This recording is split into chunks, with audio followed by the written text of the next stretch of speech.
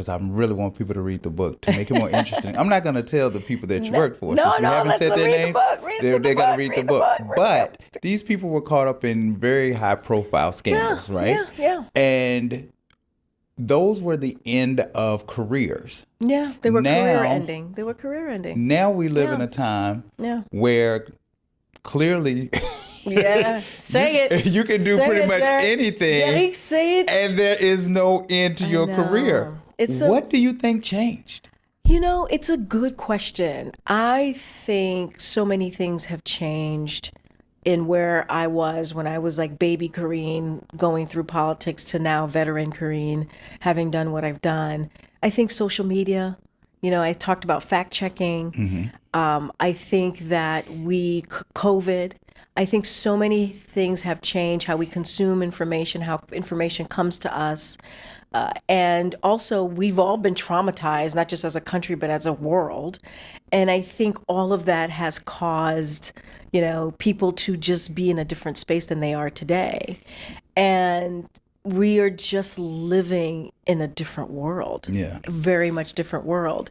And I also believe things that were said quietly, whether it's racism, sexism, misogyny, that existed, don't get me wrong, it existed, right. But it was said a little bit more quietly or done a little bit more differently.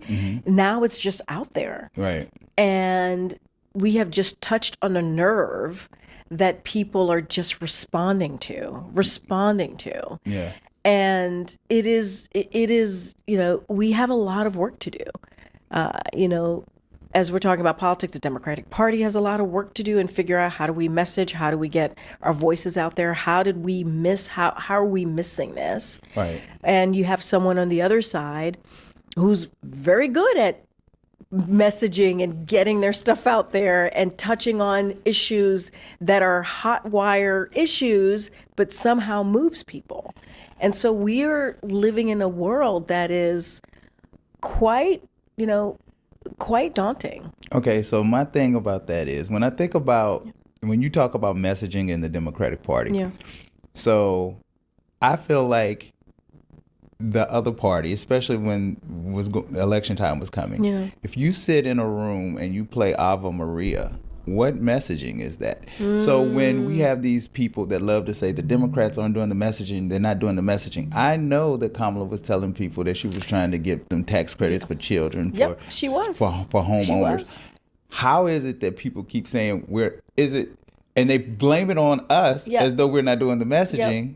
I think it was a lot of things. I think there's misinformation, disinformation played a big role, right? I think that played a really, really big role. I think that there was an economy piece of it because we saw that in the G7, G10 countries. Like there was being in the incumbent actually was harmful to us. Gotcha. It really was because people were still feeling pain. They were still feeling the harm of the economy of coming out of COVID, and they didn't want to hear that we were doing better. They didn't.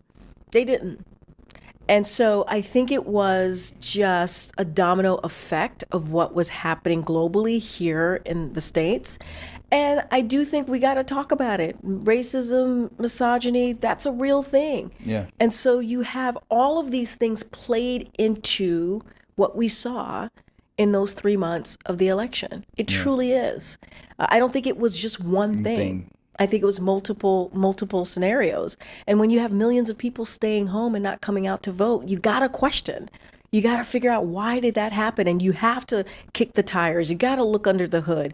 You got to really do some self-reflection and say, okay, what happened here? Right. What happened here? Because you can't excuse it away. You can't.